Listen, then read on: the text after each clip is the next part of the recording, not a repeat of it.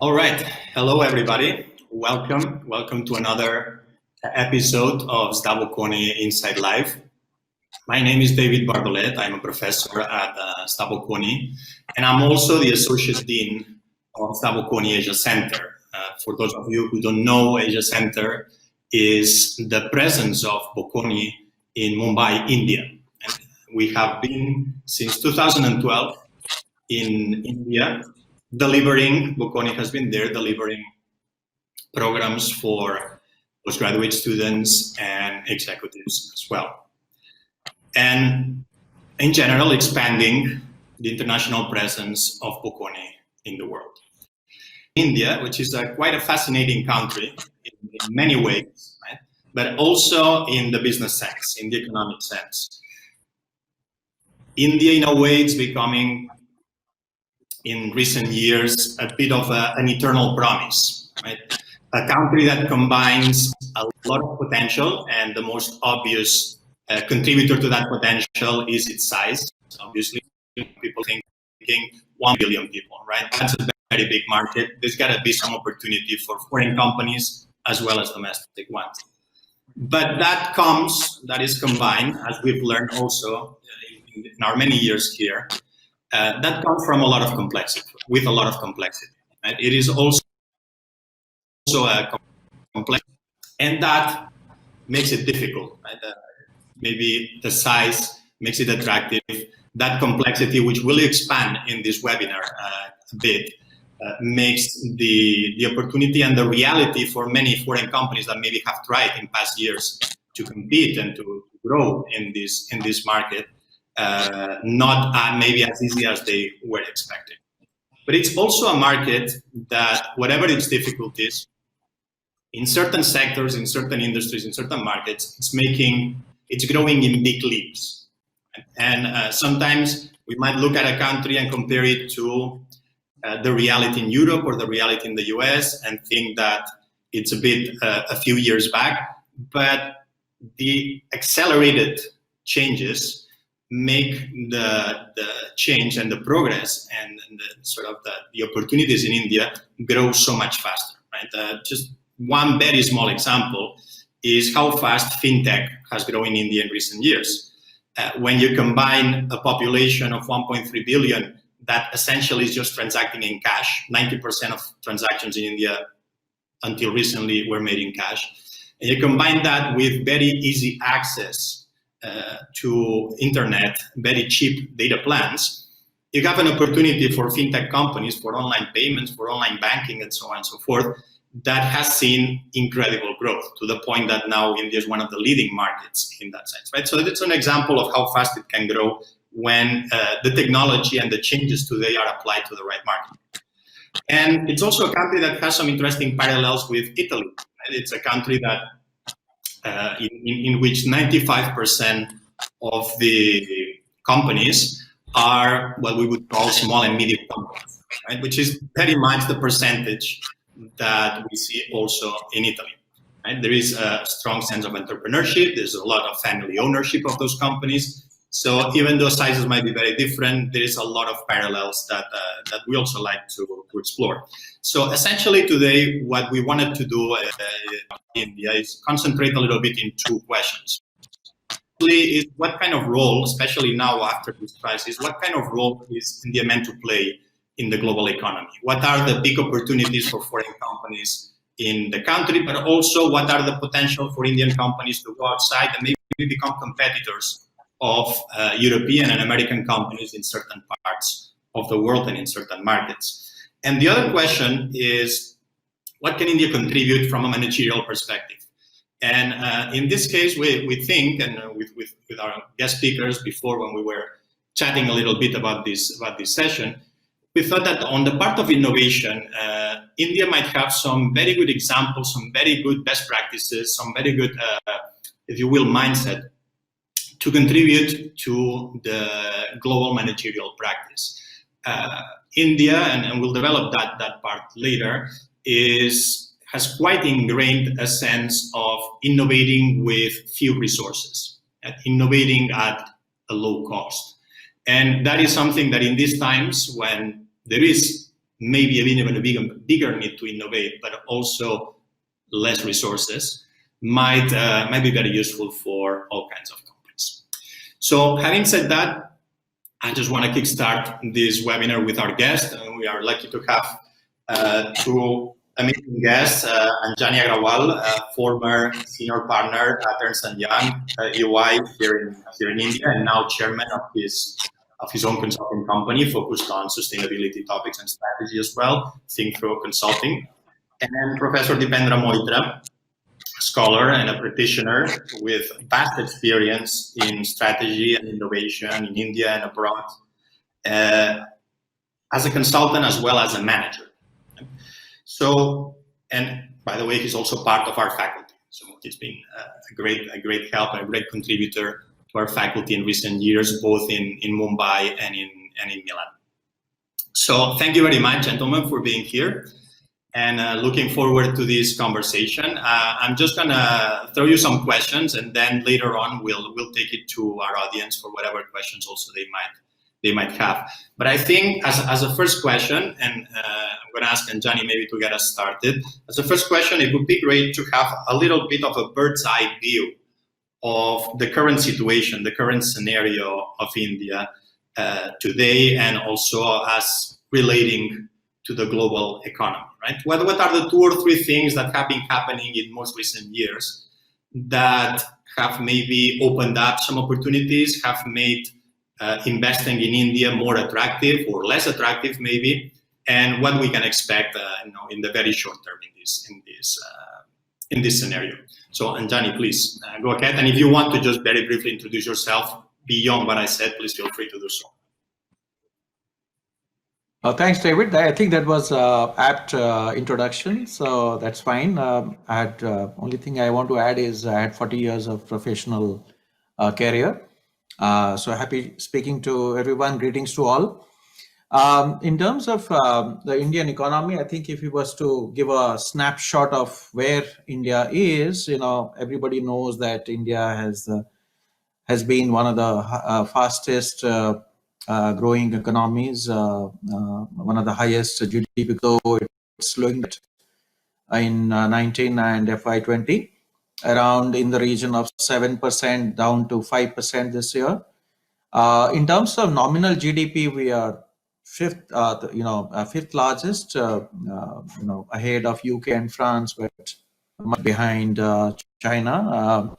In terms of purchasing power parity, though, we are third largest, so which is very interesting, and largely because of the 1.3 billion population, and hence per capita GDP is close to $2,300. So which is there is so much of catch up to do with the global world. So in terms of per capita, in broad breakup of the economy is in terms of gross value added is 50% services, 30% industry, and roughly 15-16% agriculture.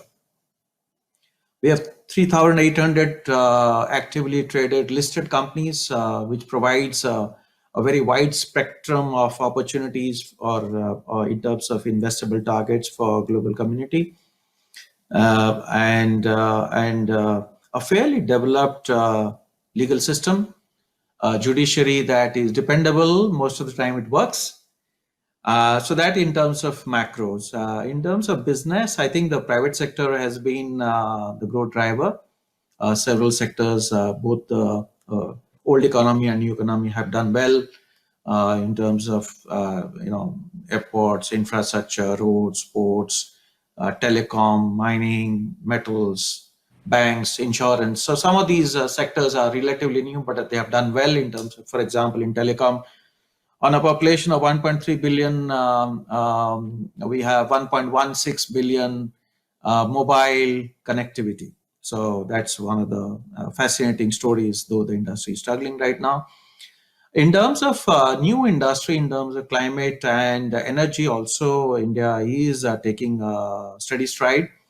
Our renewable energy industry is had a 20% CAGR growth.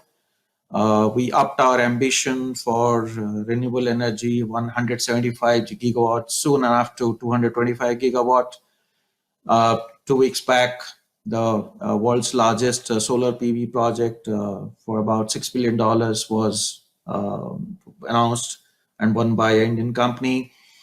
However, in terms of global trade, we are struggling. We are negative current account deficit, largely $180 billion of imports of goods.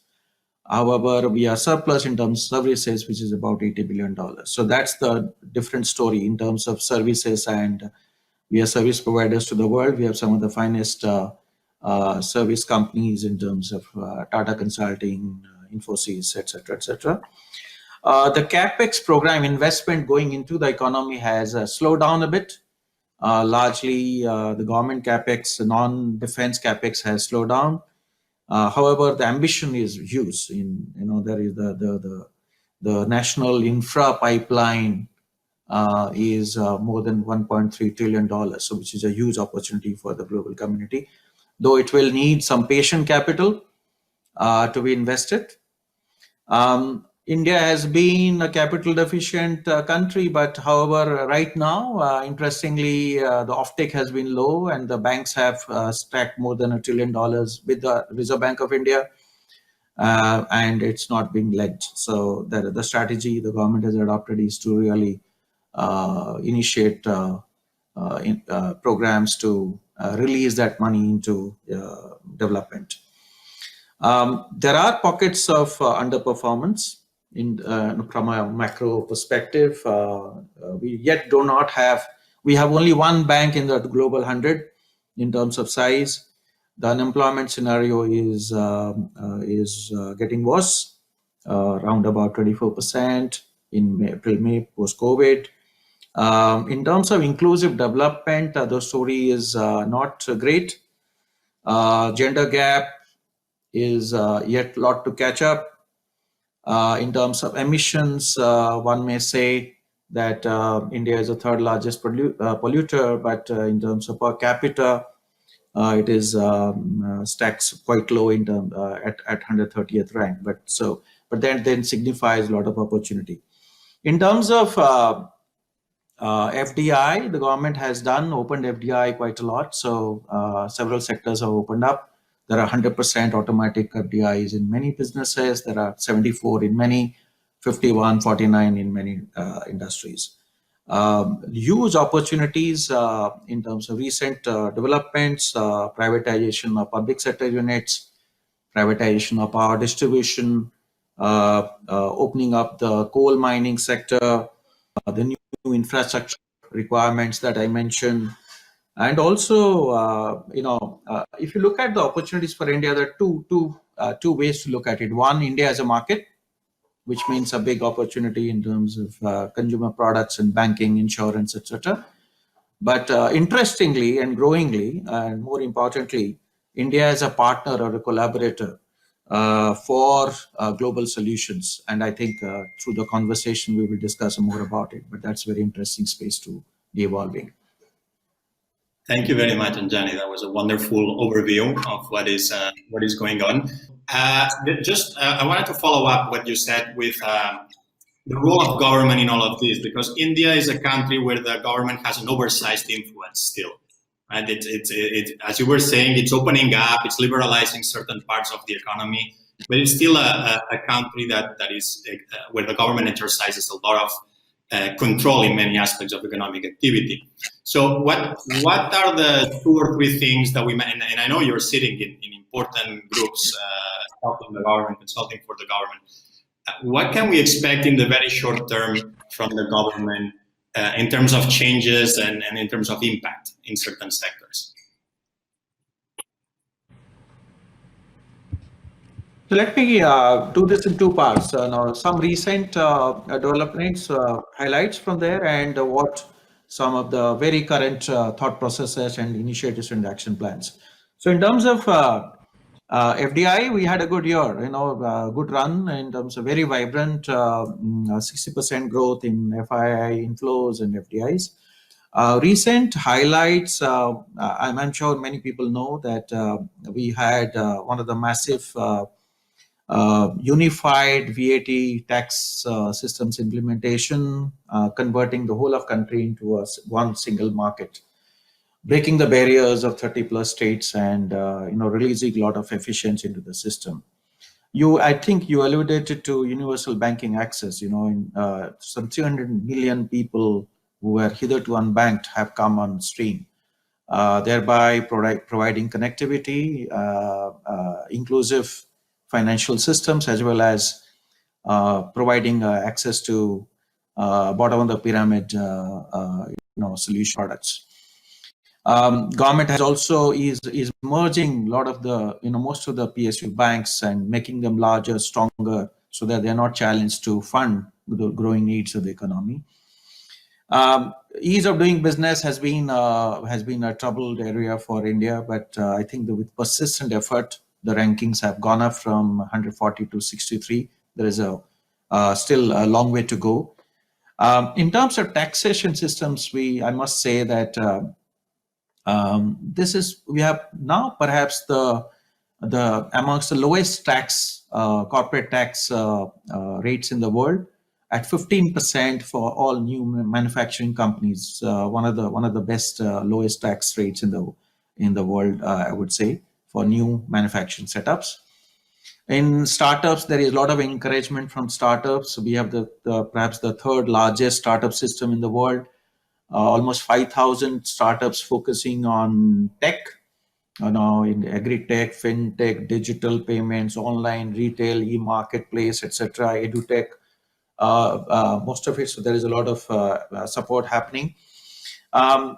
And a lot of investment is going into roads and ports and dedicated freight corridors and waterways and coastal shipping, to provide an enabling environment. So that is yet done so far. Let me deal with some of the recent ones which are being unleashed now. So along with the COVID stimulus declaration, which was for about $280 billion, almost 10% of the GDP, huge amount. Simultaneously, government has also announced some of the long-term pending reforms programs.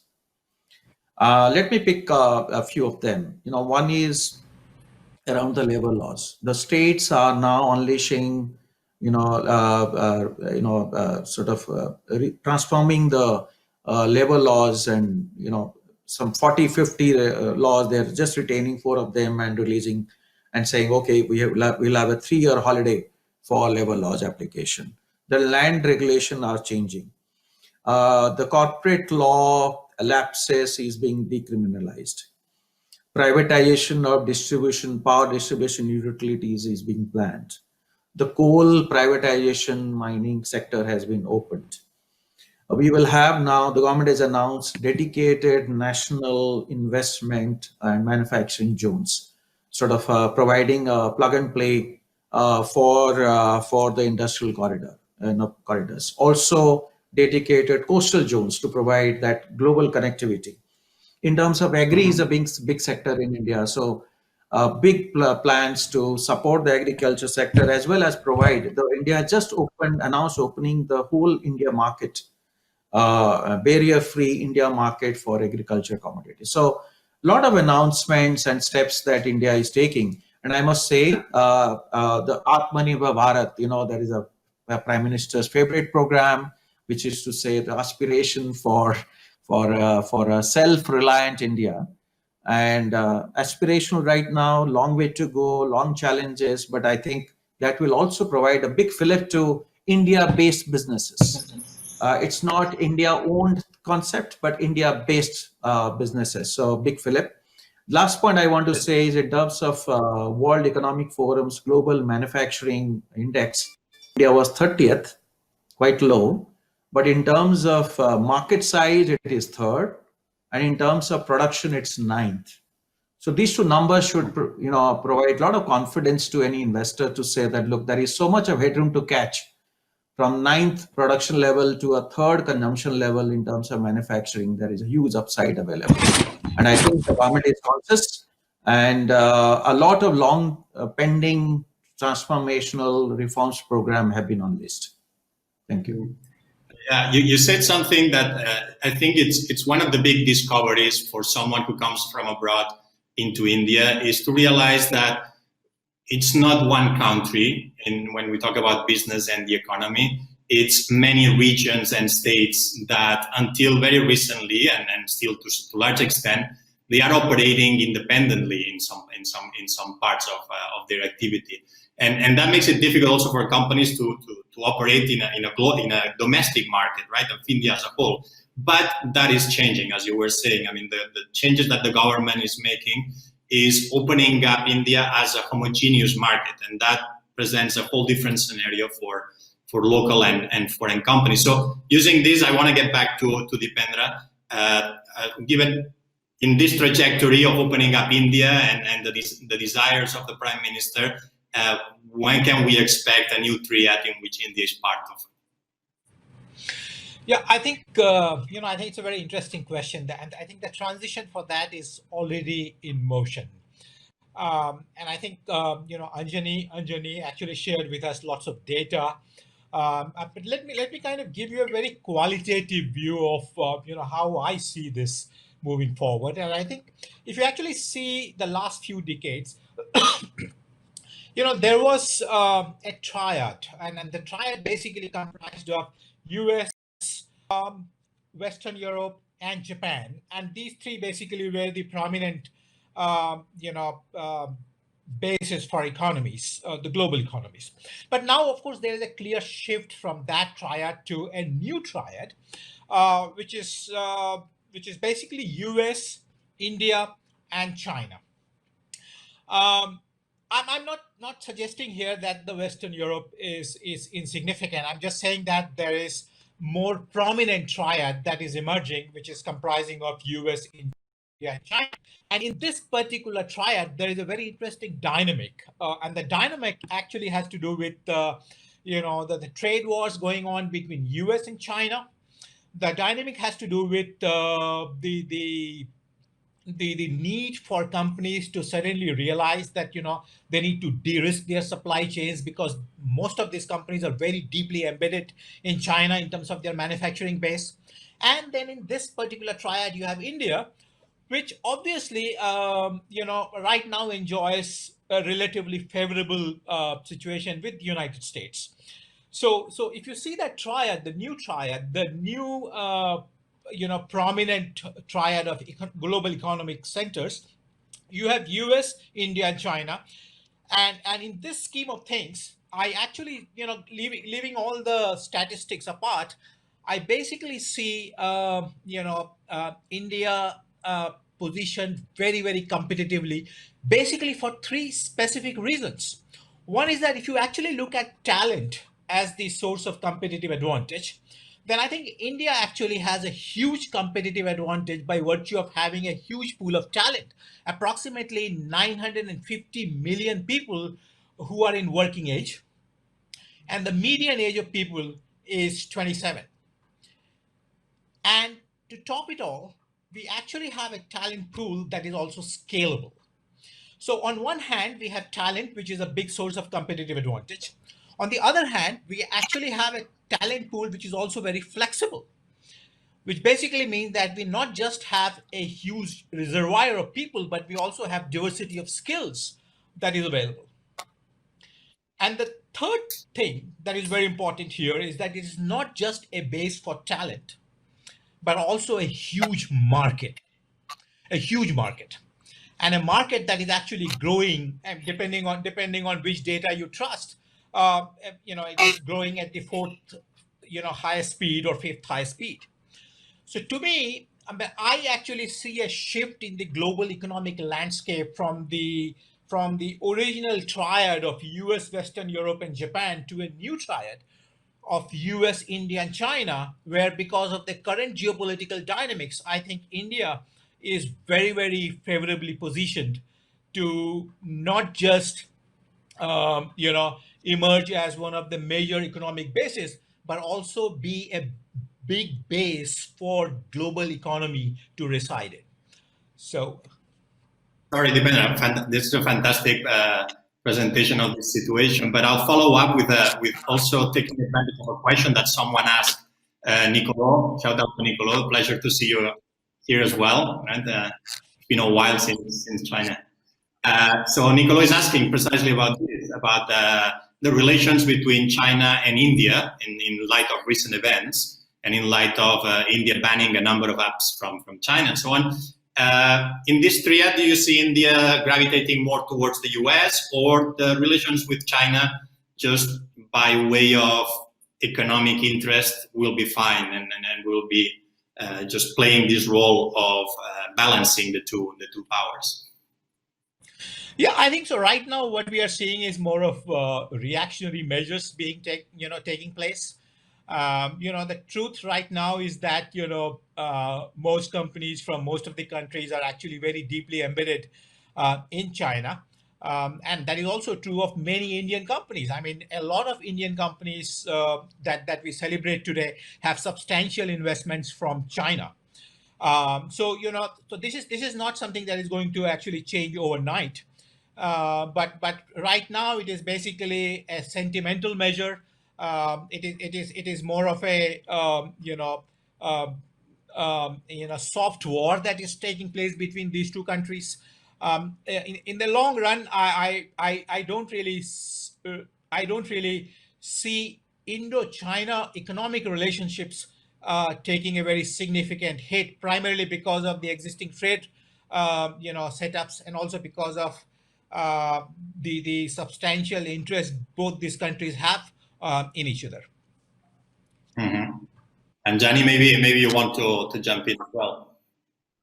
Yeah, let me add a point here. So you mentioned about superpowers. So there are, in my view, there are three dimensions to leadership. One is economic, political, and strategic. We have discussed about economic, but let me deal with the rest of it. So, I mean,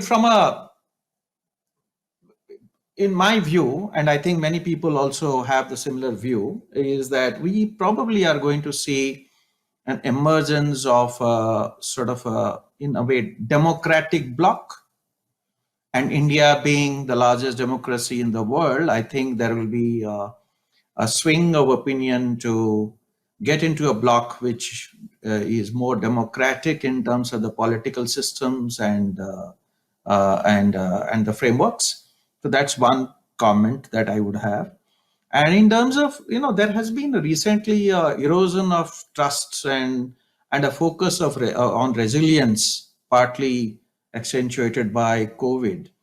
And the way India has sort of participated in the global, let's say, in supporting the with pharma products in many other ways. I think there is hopefully and sort of a tilt towards India in terms of being able to participate and in a multi-sector collaboration and convergence and in a way developing a global value chain which is more fair and works for all rather than a particular country. So two sort of swings. One is towards more sort of a democratic bloc, and the other is the global, in terms of global business and trade systems. Perhaps any country which plays a more fairer role will be one that will be in the team. Mm-hmm. Mm-hmm. Wonderful. So let me switch gears a little bit and move to the managerial say learnings that India can offer, and in particular, I want to ask Dipendra about the concept of frugal innovation.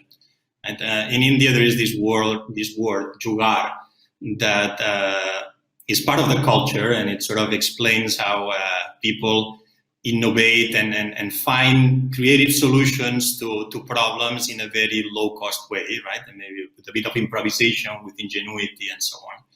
And there are many fun and both good and bad examples of it. But if we take this concept, this jugaad concept, to companies, we get potentially very powerful enabler of innovation. So I want to ask Dipendra just to take us a little bit into what is frugal innovation, what can foreign companies do in India that will empower that kind of innovation?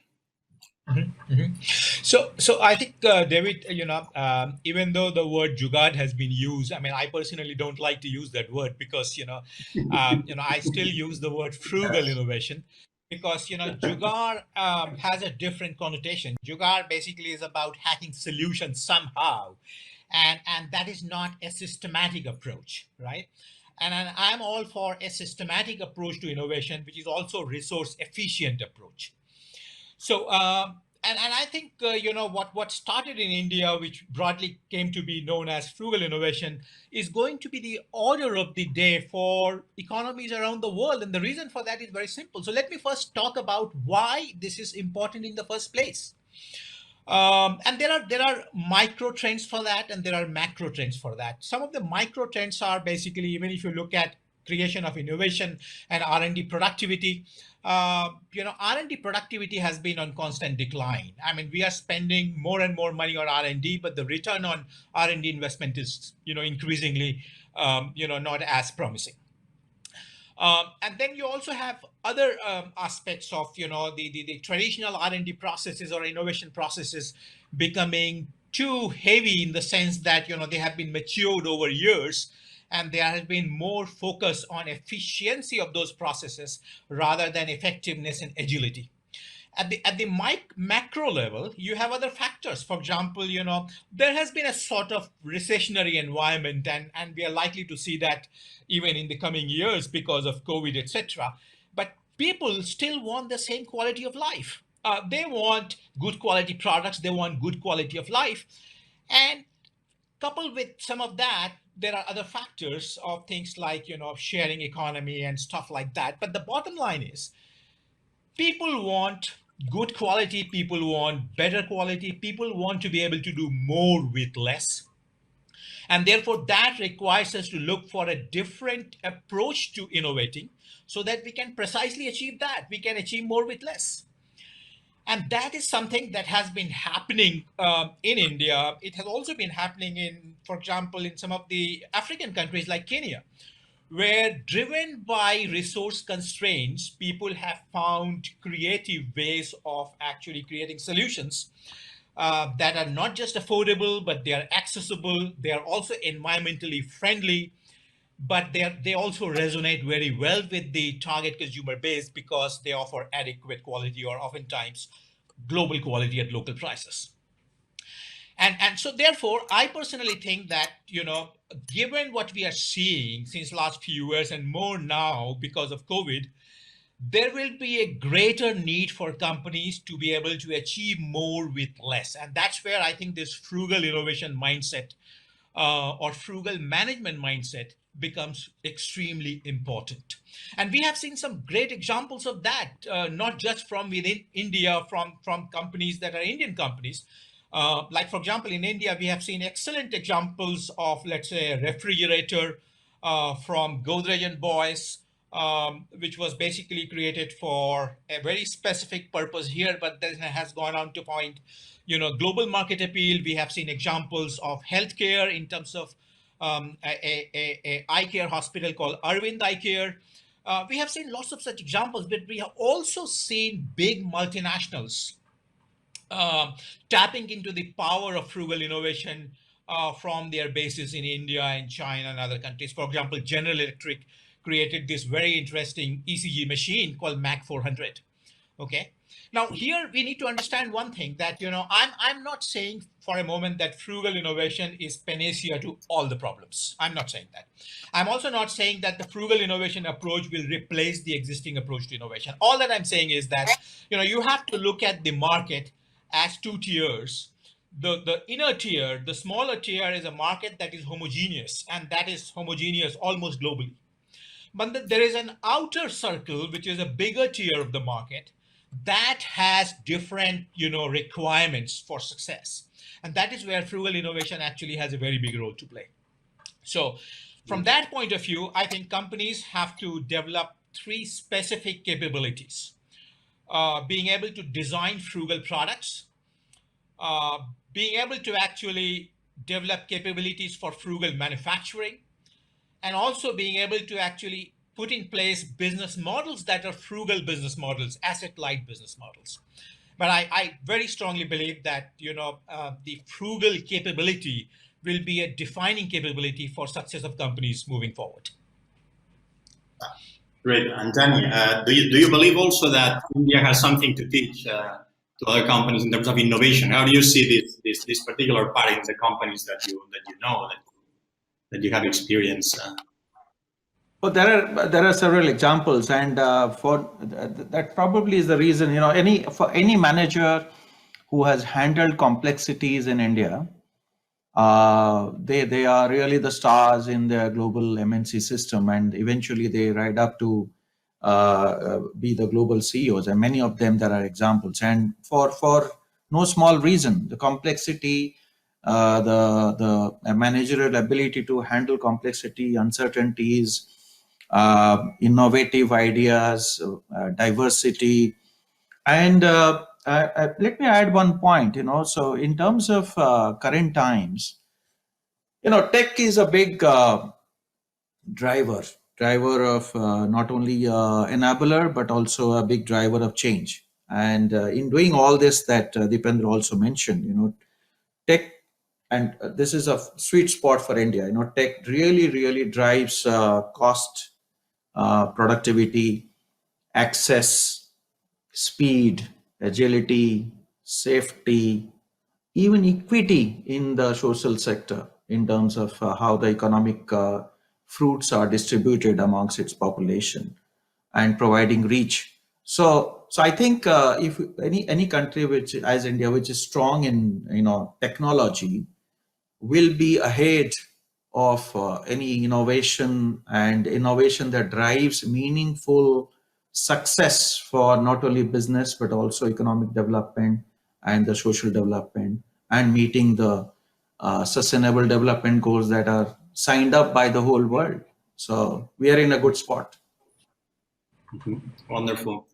I think we have about 10 minutes left. So I would like to throw a question that's coming from Drubit. Actually, he has two questions, but I think we can cover both of them. And maybe I would start with Deependra. And Drubit is asking, what is the opportunity for India to build a very big social media platform of its own, and maybe we can expand the social media to platform, big platform business, if you will, and how is the fact that the cell phone industry in India is largely dominated by Chinese manufacturers, and the reason, again, we go back to the banning of apps, etc., and the relations.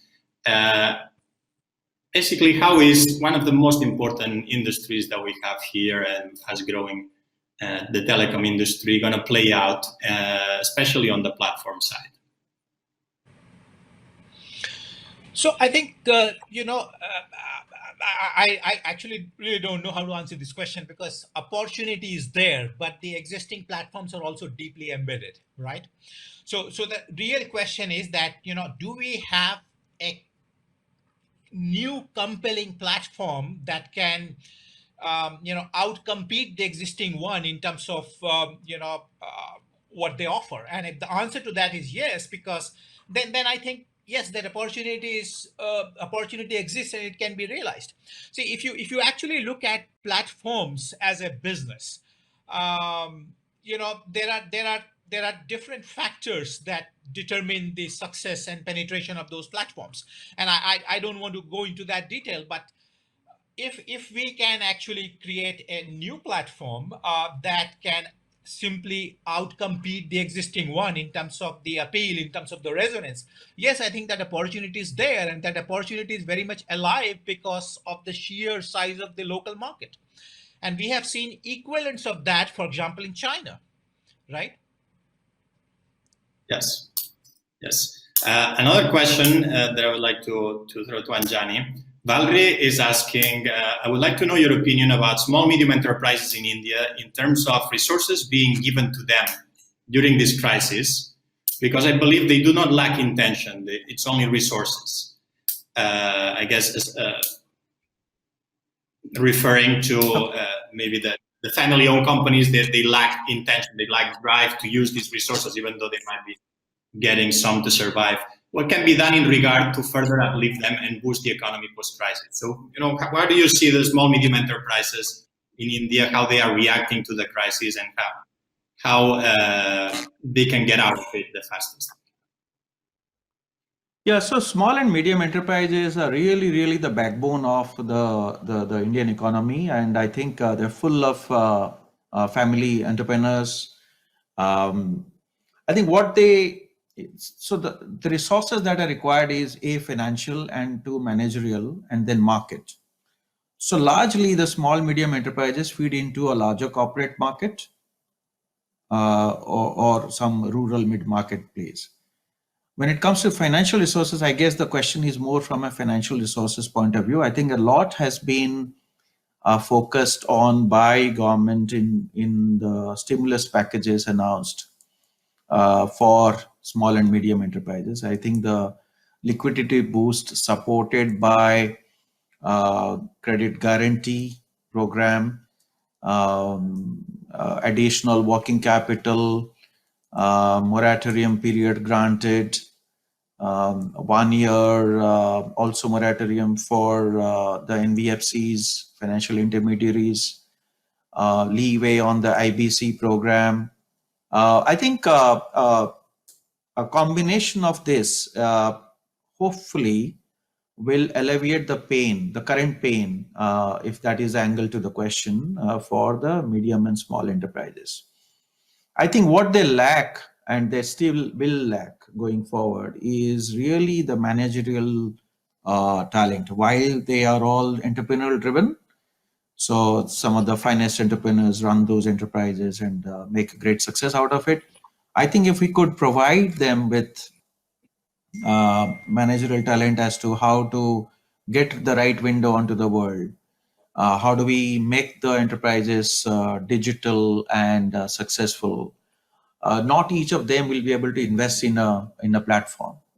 So can we create a digital infrastructure which can be shared by those enterprises with a lot of trust and confidence?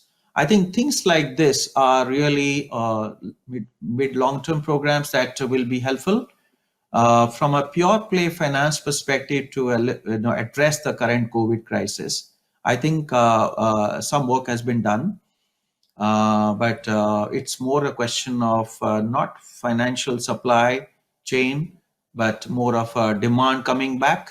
And I think they will be up and running on their feet because they are very, very valuable products and services. And I think the innovation quotient is something that, the partnership between the large corporates in terms of sharing knowledge, building the ecosystem around them, taking the small, medium enterprises together. I think there is some work to be done in that space.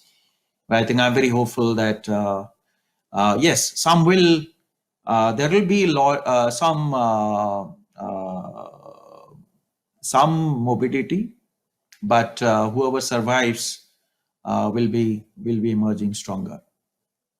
Mm-hmm. Fantastic. So since we are coming close to the end, I would like to just throw one question to both of you, and a quick one, like almost a quick shot. Mm-hmm. What is the change within Indian companies, like maybe in terms of management? You can also refer to any change outside, but maybe especially inside companies that you look most forward to in the coming years. What do you think is the most pressing? What do you think is the transformation inside Indian companies that you look most forward to?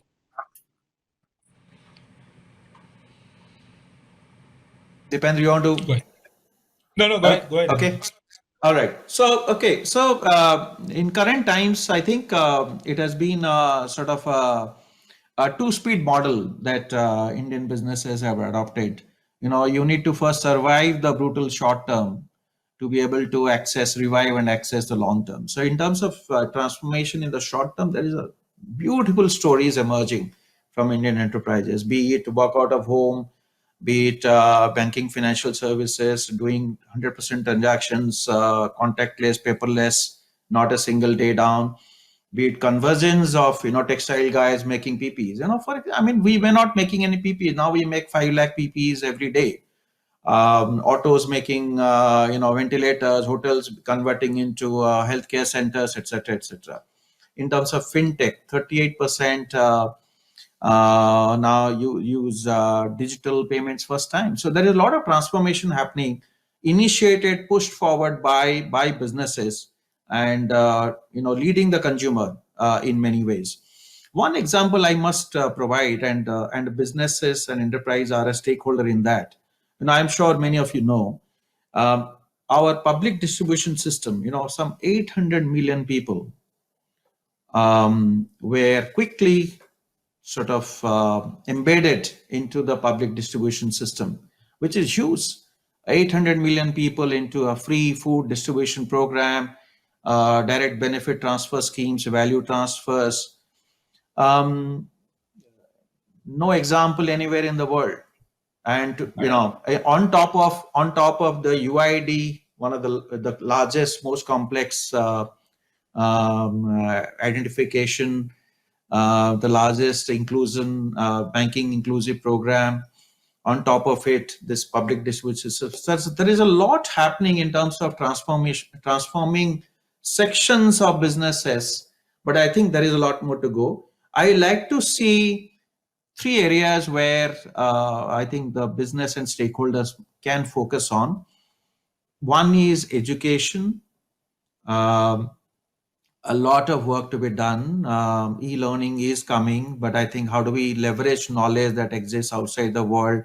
How do we provide access to millions out there in rural areas and provide them knowledge, access, and also in terms of renewable energy and sustainable development. The other area where a lot of work needs to be done, and I would hope and expect business takes strong strides, is in the whole healthcare ecosystem. Telehealth is present, has started, kickstarted by COVID, but I think a big part of India still does not have affordable access to healthcare. And I think if the business community can rise to this, a lot of innovation and a lot of ideas, transformational change is waiting to happen there. But I think I'm very hopeful that 50% of the Fortune 500 were born during crisis, and this is one of the biggest crises that we have. And I think we will all rise to the occasion, and we are going to see a lot of transformation. Yeah. Wonderful. Dipendra, what is the change that you're most looking forward to see? I think it's I would say things similar to what Anjali said, but I think the changes that I have seen here are applicable to companies everywhere, and I think that is where there is a lesson. So companies have suddenly found that they could be much more adaptive and resilient. And why has that happened? It has happened because companies and people inside companies they were forced to question the very assumptions around which they organize themselves. So even if you look at something as simple as, can I work from home? Assumption so far was that, no, we can't really work from home. We need all those expensive, fancy offices. And overnight, things have changed. Can healthcare be delivered on phone and over, internet? Assumption so far was that, well, it could be done only in limited way. But what we have seen is that, it could be done in a significantly, it could be done at a significantly higher level. So the point I'm trying to make here is that what this recent crisis has taught us, that we could be always more resilient and adaptive than we think. And how do we do that? We do that by questioning the deep-rooted assumptions that define us, define our businesses, and define our companies. And when we begin to actually question those deep-rooted assumptions, we tend to find newer ways of working, different ways of working, leaner ways of working, and more resource-efficient ways of working.